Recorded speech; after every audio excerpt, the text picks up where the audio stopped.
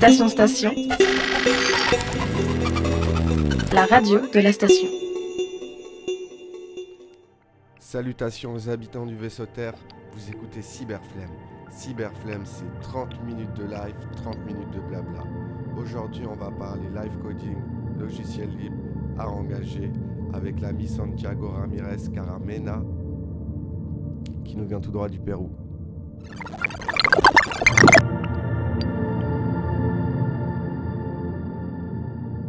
Hi Santiago, you're from Peru and you're a live coder. Can you introduce yourself a bit, please? Of course. Hi. Well, I'm from Lima, Peru. Lima is the capital of Peru. So my education comes from audio and music. I first studied sound engineering here. After that, I wanted to get more deep into music composition because all the things related to audio that I studied, I practiced that. Focus on my music. Focus on using those tools to compose music. So after studying sound engineering, I started to study academic music composition. So I wanted to compose, or wanted to study music, focus on orchestral instruments. So yeah, there I discovered a lot of, not tools, but ways to mix the audio tools that I've learned before with acoustic instruments. So I was very interested in composing things for both acoustic and electronic instruments. I always loved technology since I was a little kid. So, and I always been a self-learner. That whole education led me to find tools and new ways to experiment. Just to introduce you a bit, because maybe our public doesn't know really live coding precisely. Maybe we need to. How would you define live coding? When you know about it, we talk like we all know about it, but let's have your definition of it. Yeah, my definition changes from time to time.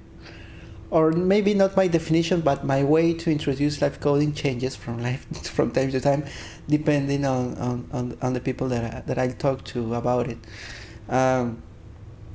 Sometimes when I try to define it, I simply say that, well, it's a software tool where you that you have on the computer where you type code as if you were coding a web page or a software. But the difference here is that the code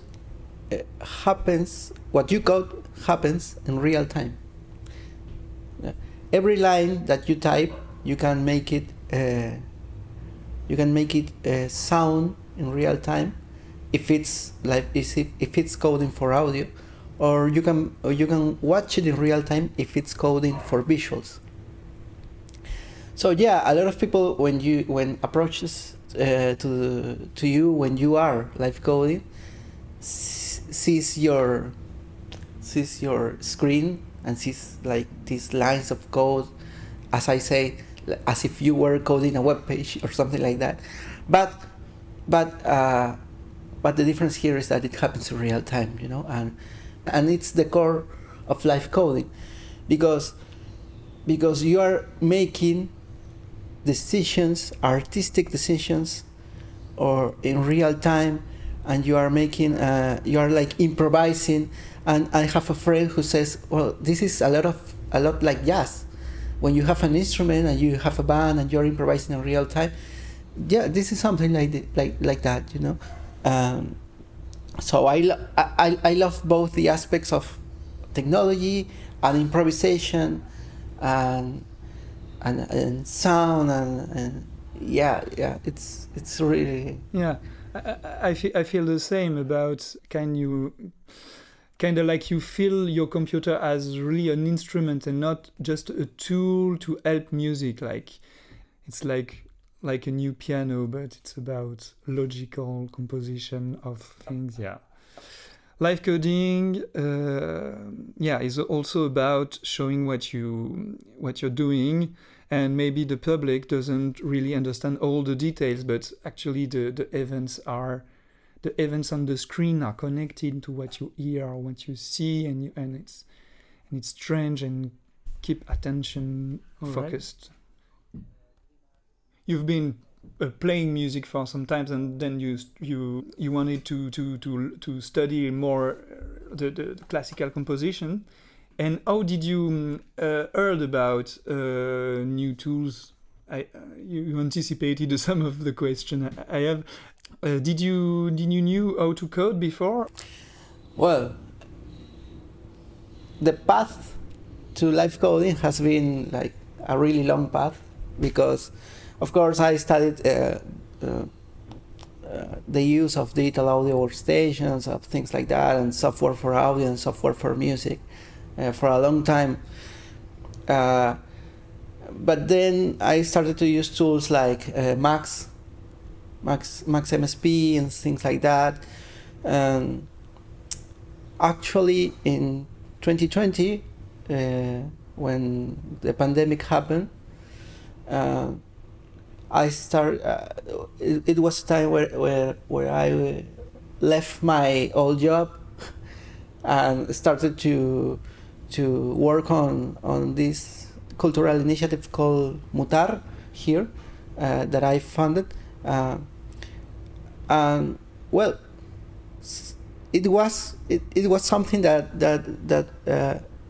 was built to connect people and do workshops and things like that. But then COVID happened, so that led me to find new ways to make those things that I planned, and I started to get deep into things like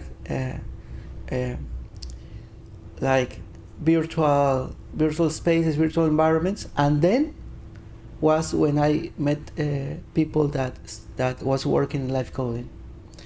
So me, as a composer, as a musician, as a technology lover, when I saw that, I was really impressed, and I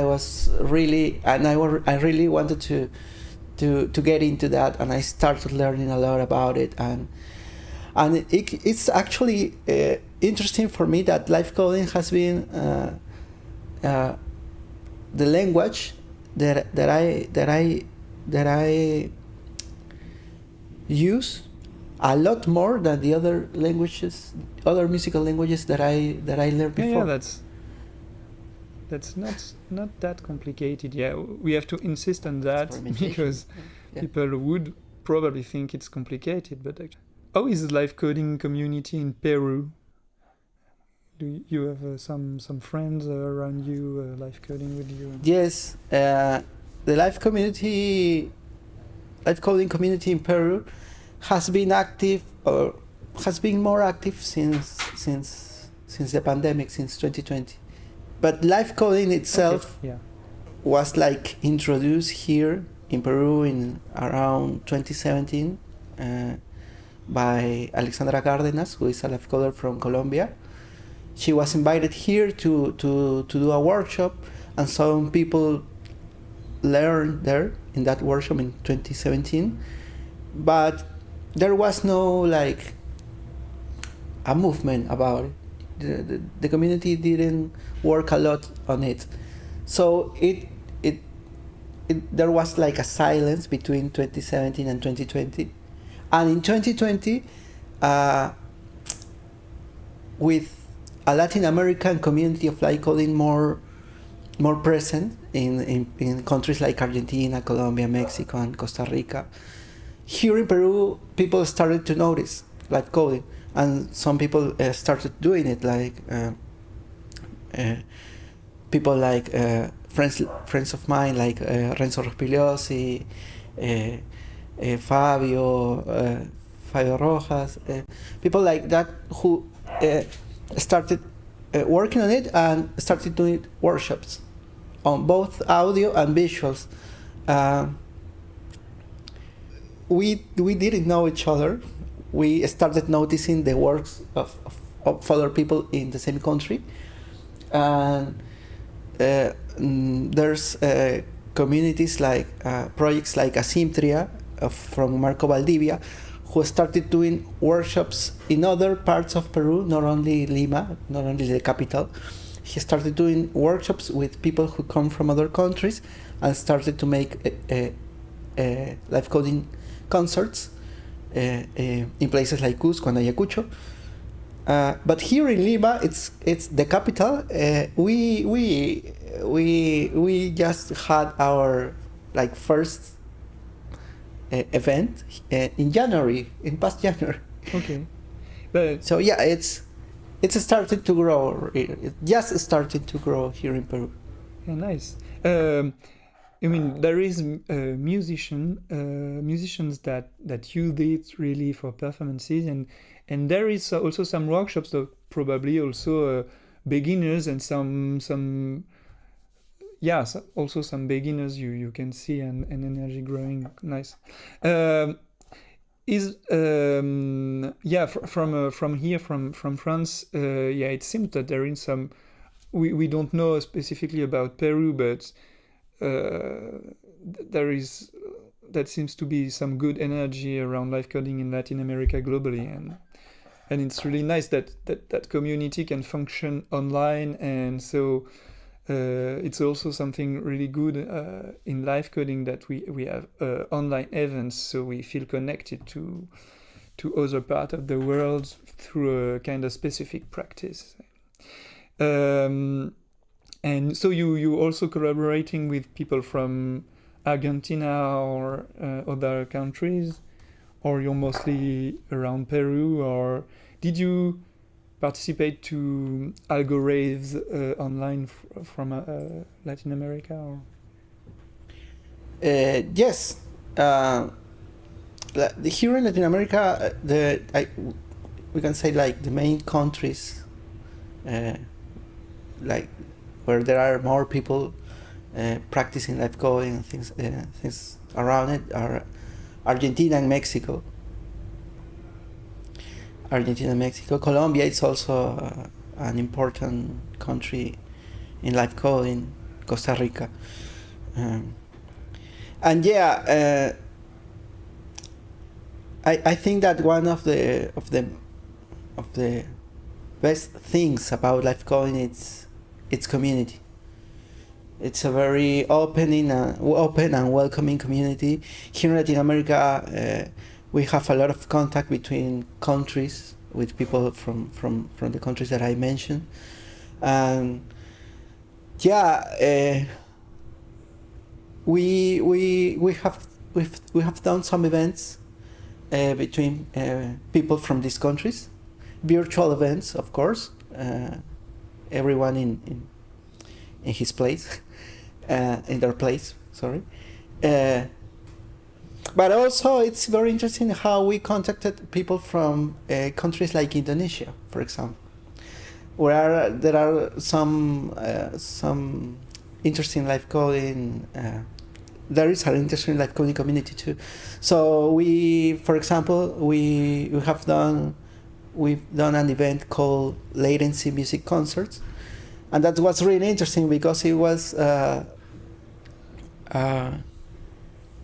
live collaboration between live coders from Peru and Indonesia. We had a couple of events together, and it was really interesting. Nice. So, and when you spoke about your party in January, it was the first physical, you mean, party, or in Lima, you did the first algo-rave physically in Lima. Yes. Okay. In past January we had the first here in Lima. Yeah, it's cool too to have physical presence there. We the past 2 years we had some virtual events, but being there was really exciting. It was really like you could feel it a lot different, we even when we were put in the machines, it was like interesting to see like how the computers and the screens and things like this work as instruments, it was the same as if you were putting your amplifiers and guitars and drums and things like that. It was exactly the same for us. It was the exact same feeling. Yes. Yeah, that's nice. It's a new instrument like any other. But and do you, apart from live coding, do you use other hardwares or softwares around and things like that, or are you mainly like a purist live coder? Yes, of course, I use a lot of other tools. Like for example, my main digital audio workstation is Reaper. I use a lot of Reaper to make some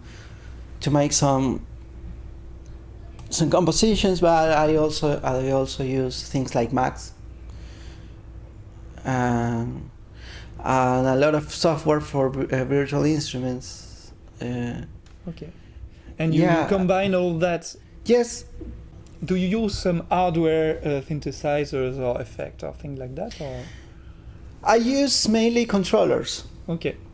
Yeah. Okay. We stay digital. Yeah. Oh, great. Yes, I use mainly controllers, but I have also combined. Like for example, I last year, or in 2021, I played for the October meeting. There is an Indonesian festival, and I did a performance there. Well, virtual. I recorded the performance. It was virtual, but there I mix everything. I mix acoustic instruments, live coding. I use virtual instruments. I use poetry. So I sometimes try to mix all the things. You not just focus on one language, but the mix of everything. Great. It's not necessarily the case for people to want to mix everything in a setup with other musicians maybe, cool. Do you?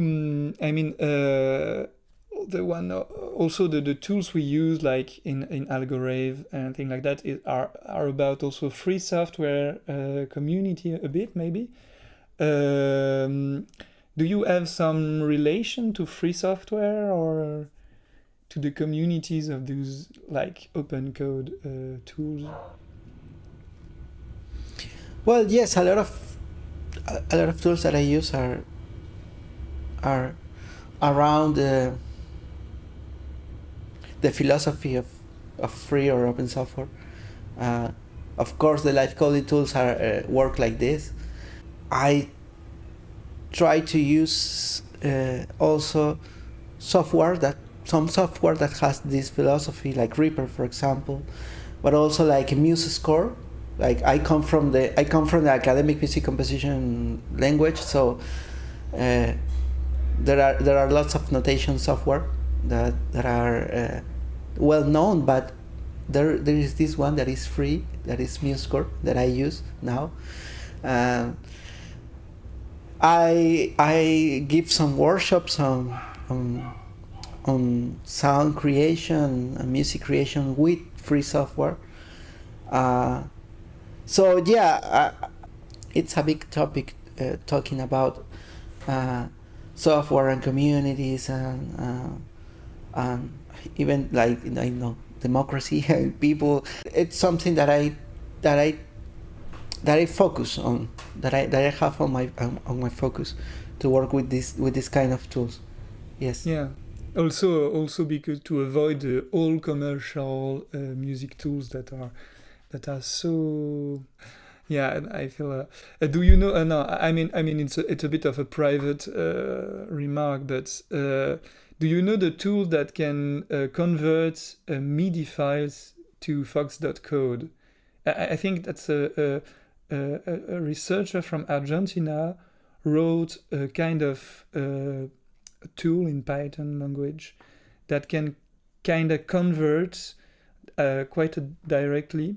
It has really limitations, but it's nice, and you can convert your scores from MuseScore community, for example, to some Fox.code. And Yeah, I was a live coder from Argentina. I think it was Matias. yeah, we can talk a bit about your project Mutar, if you like. It's you started it before COVID. You said, and are you still doing it? Yes, I started that. I was working for media.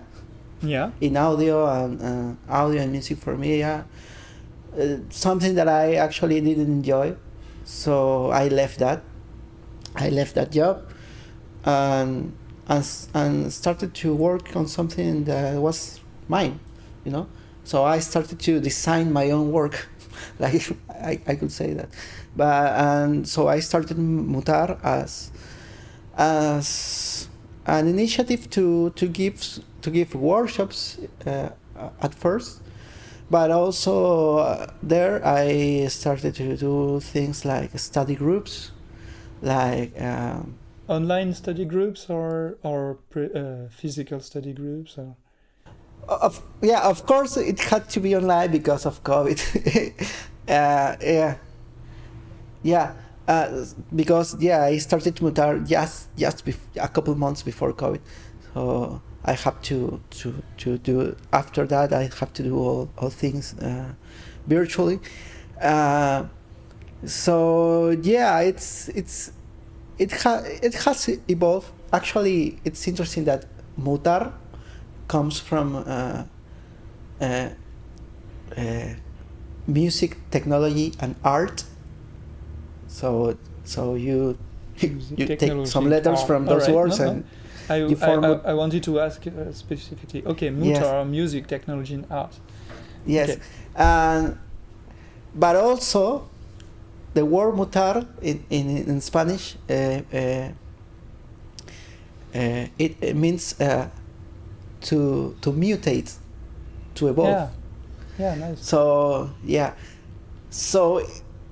the project itself has evolved a lot because with the people I started meeting during 2020, 2021.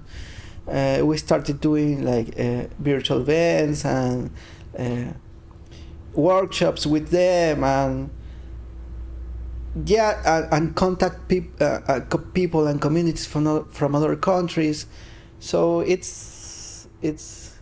I sometimes don't know how well to define Mutar, but I can say that it's an initiative to form dialogue spaces, that can be workshops or can be study groups or can be events or things like that, all around music, technologies, and other digital arts, but also society, because one of the things that I myself focus a lot, it's on the society aspects of art, and how it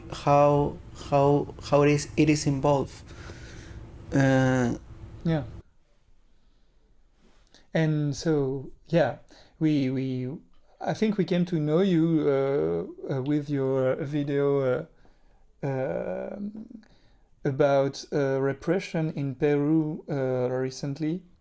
Can you tell us about a bit about that project with the video for some repression and live coding, and what did you want to do with that and to tell us and show? Yes.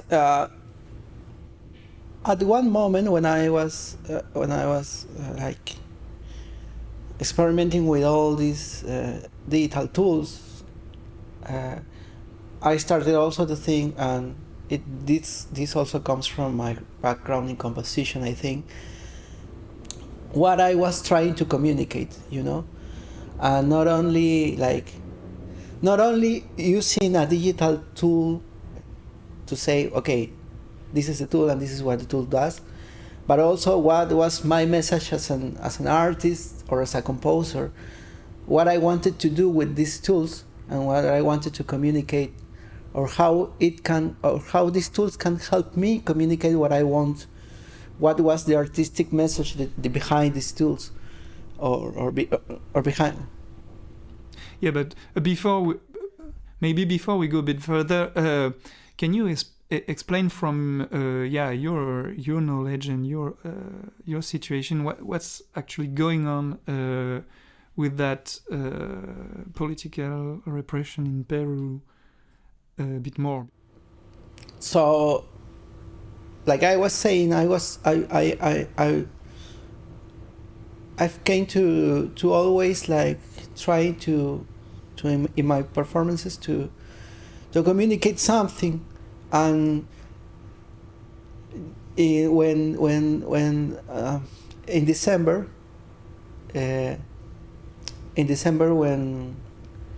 when this performance happened here in Peru, we were in a very difficult situation. We still are in a very difficult situation because of the repression from the government and the police. Here in Peru, in December, the president, the past president, who was Pedro Castillo, he tried to do a coup. So he tried to take the government for himself, but he was stopped. That same day he was stopped. He was in prison. Also, well, he did this because he was very involved in corruption, in cases of corruption. So yeah, what happened was that Dina Boluarte, who was the person in succession, she was put as the president, but she started in a very wrong way, because what people expected was to have new elections very soon and to have a new president and a new Congress, because also the Congress has been very involved in various cases of corruption and maluse and bad use of their power. So what people was expecting was to have elections very soon, but that didn't happen. The elections were planned for 2024. So people started protesting against that. There was a lot of protesting.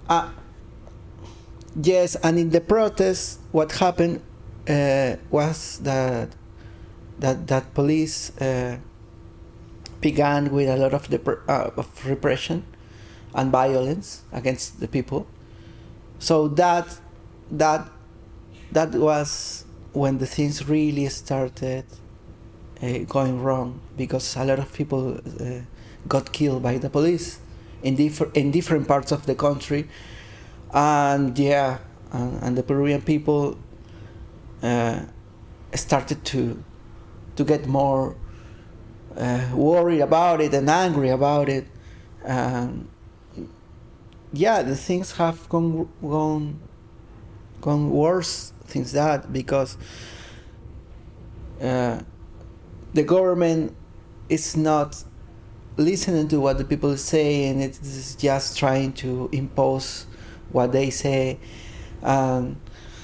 more people is coming to the streets, and the police is getting more and more violent. So yeah, here in Peru, right now more than 60 people have been killed by the police in different parts of the country. It's all around the country.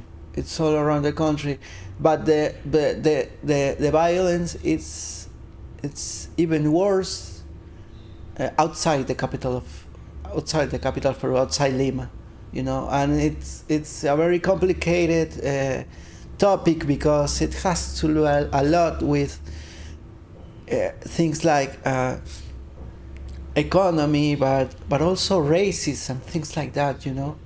So you use the footage in your video. You use the footage of what exactly? Yeah, can you explain to us? Yes. Well, when that performance happened, the things was when the things started getting really bad.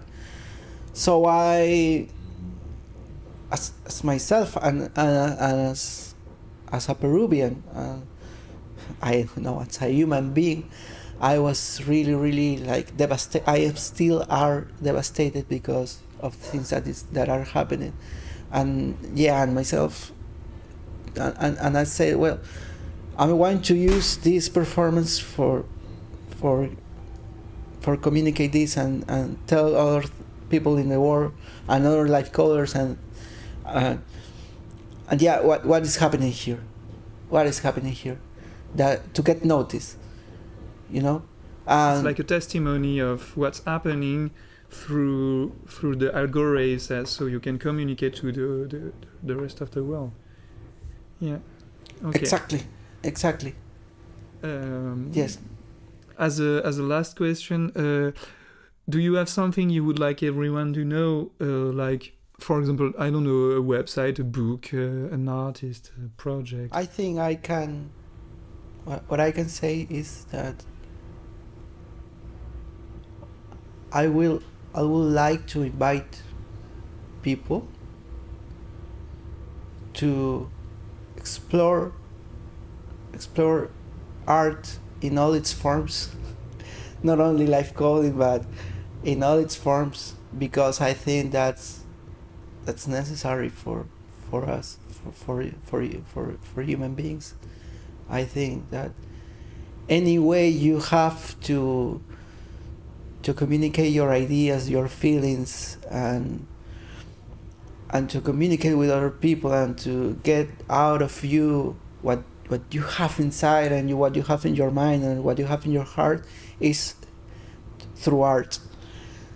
So if you can write, if you can paint, if you can sing, if you can dance, if you can play an instrument, if you can work with something digital, if you can sing with something analog, whatever you have around you, use it. All right.